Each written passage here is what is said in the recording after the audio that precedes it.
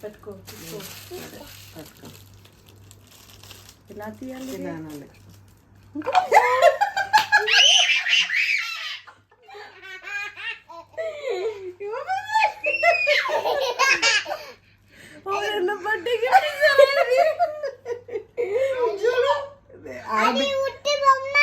బొమ్మనా?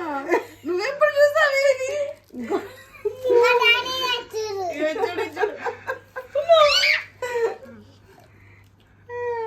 నేను ఇంకా జాగ్రత్తగా ఏముందా అని చూస్తున్నా. చెర్రీకి రేపు పొద్దున్న దివ్య చూపించు. చెర్రీది ఓపెన్ చేసి నీకే గిఫ్ట్ సరే ఫైనల్ గిఫ్ట్.